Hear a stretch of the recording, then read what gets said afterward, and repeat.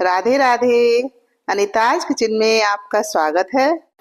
आज हम बनाएंगे वनीला केक, जिसे मैंने बनाया है बिना घी और बटर के। किसी भी तरह का कोई भी ऑयल इसमें नहीं डाला है और केक बनी है बहुत ज़्यादा क्रीमी, बहुत सॉफ्ट। सो प्लीज़ वीडियो को पूरी ज़रूर देखिएगा और पसंद आए तो इसे लाइक, शेयर एवं सब्सक्राइब जरूर करिएगा। तो चलिए शुरू करते हैं। इसे बनाने के लिए सबसे पहले हमने लिया है लगभग 800 ग्राम दूध और इसे एक बर्तन में रखा है हमने गैस पर उबलने के लिए। दूध फुल क्रीम या मलाई निकला हुआ ले सकते हैं और इसमें डाली है हमने 1 कप चीनी। इसे बनाना है हमें कंडेंस्ड मिल्क। कंडेंस्ड मिल्क वैसे मार्केट में भी रेडीमेड मिल जाता है, लेकिन इसे घर पर बड़ी आसानी के साथ बनाया जा सकता है। इसमें जो मैंने चीनी डाली है वो बहुत ज़्यादा है, क्योंकि मैंने चीनी डाली है केक के मेजरमेंट के अनुसार।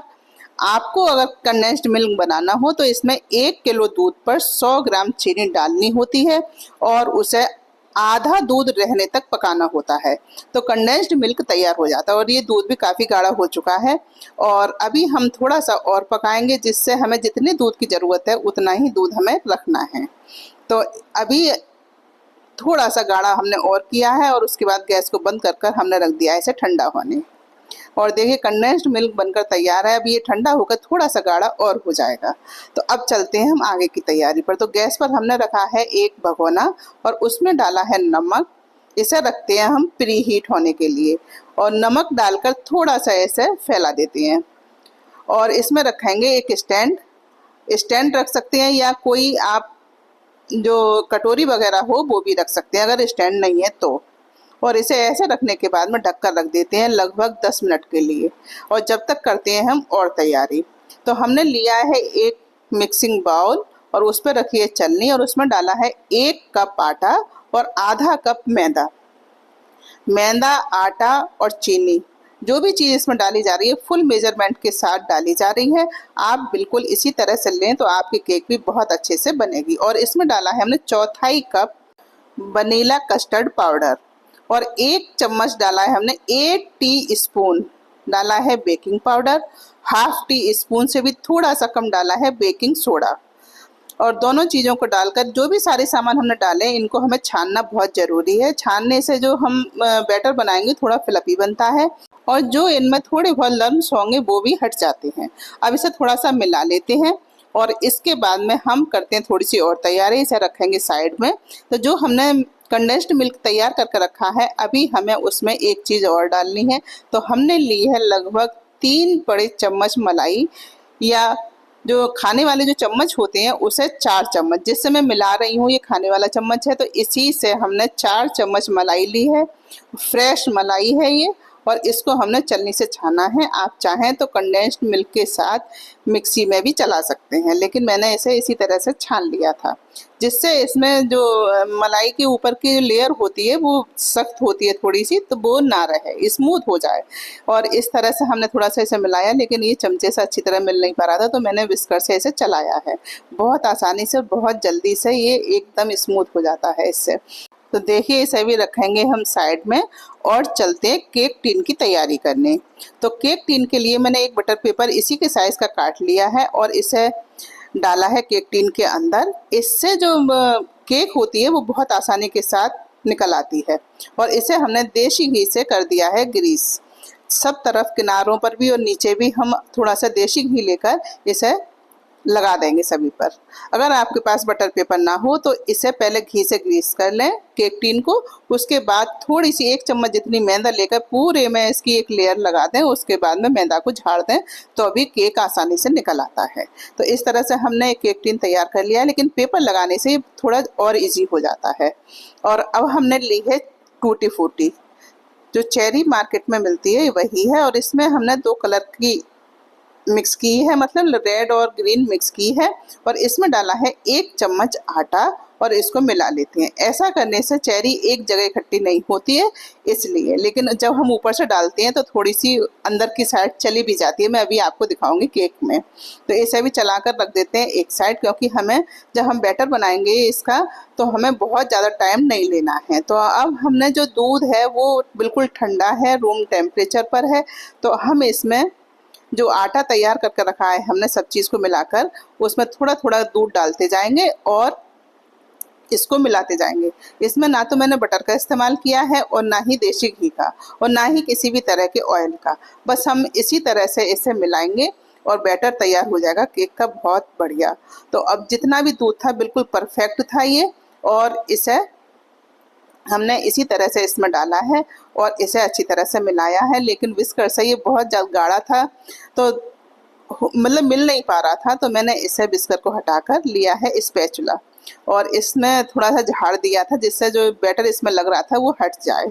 तो इस तरह से मैंने इसे हटाकर इसे रख दिया था और स्पैचुला से इसे फिर मिलाया था और स्पैचुला से ये बहुत अच्छे से मिल गया था। तो हमें बैटर में थोड़ा थोड़ा दूध करके डालना है और सारा ही दूध इसमें पड़ गया था जितना हमने तैयार करके रखा था। अभी हमें और भी दूध की ज़रूरत पड़ेगी, तो हम जो नॉर्मल दूध होता है वो हम इसमें डाल देंगे। तो ये सारा दूध इसमें पड़ गया था लेकिन फिर भी बैटर गाढ़ा था, तो मुझे दूध और डालना पड़ा था इसमें। तो लगभग 2 चम्मच दूध हमने इसमें और डाला था और बैटर बनकर तैयार हो गया था। तो देखिए अभी थोड़ा सा गाढ़ा लग रहा है मुझे, तो मैंने इसमें 1 चम्मच जितना दूध डाला है और फिर भी थोड़ा सा डालने से नहीं हुआ था सही, क्योंकि इसकी कंसिस्टेंसी बहुत ज़्यादा ज़रूरी है। तो मैंने इसमें इसी समय डाल दी थी चेरी, जिससे अच्छी तरह से सारी मिल जाए। देखिए इसकी कंसिस्टेंसी बहुत ज़्यादा ज़रूरी है, क्योंकि अगर बैटर थोड़ा भी गाढ़ा हो गया तब भी केक फूलने में दिक्कत होगी और ज़्यादा पतला हो गया तब भी केक अच्छी नहीं बनेगी। तो अब हमने लिया है वनीला एसेंस और इसमें 1 चम्मच जितना वनीला एसेंस मैंने डाल दिया है और उसके बाद फिर से इसे मिलाया है। ये प्रोसेस बहुत जल्दी करनी है क्योंकि इसमें पड़ा हुआ है बेकिंग पाउडर और बेकिंग सोडा। तो अभी मुझे थोड़ा सा गाढ़ा लग रहा था, तो मैंने 1 चम्मच जितना दूध और डाल दिया था और इसे एक बार फिर से जल्दी से चलाया है और बहुत सॉफ्टली इसे चलाना है। बहुत कसकर इसे नहीं चलाएंगे, बहुत सॉफ्टली से चलाना है, मिलाना है। और देखिए बैटर हो गया है बिल्कुल तैयार।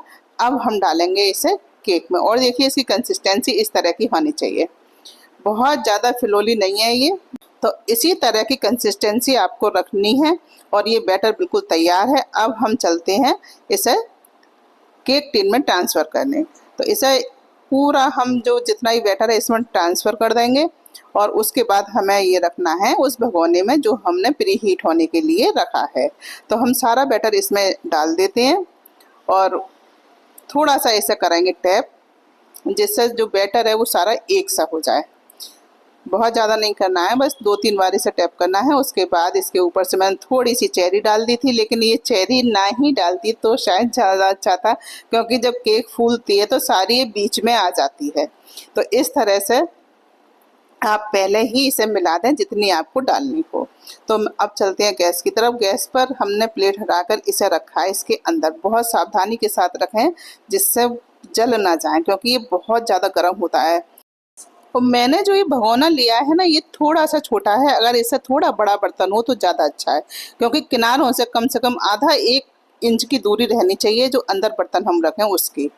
तो ये मैंने पूरे 1 घंटे बाद देखा था और 1 घंटे में केक बहुत बढ़िया बन गया था। तो देखिए इसकी जो चेरी थी वो सारी बीच में आकर इकट्ठी हो गई है और आप देख रहे हैं चारों तरफ से केक फूला हुआ है और बीच में इकट्ठा सा हो गया। ये भी मैं आपको अभी बताऊंगी। और मैंने टूथपिक से देखा तो केक बिल्कुल तैयार हो गया था। पूरा 1 घंटा 5 मिनट घड़ी में देखकर लगे थे और केक बहुत बढ़िया बन गया था। केक की टाइमिंग बैटर के ऊपर डिपेंड करती है कितनी छोटी केक बना रहे हैं या कितनी बड़ी। ये काफ़ी बड़ी थी इसलिए इसे थोड़ा टाइम ज़्यादा लगा था। और ये केक बहुत अच्छी फूली है, क्योंकि मैंने आधा केक टिन जितना बैटर रखा था और ये फूलकर पूरा भर गया था। एक बार ही मुझे लगा भी था कहीं छोटी ना पड़ जाए, लेकिन जब मैंने देखा इसे तो ये बाहर नहीं निकली थी।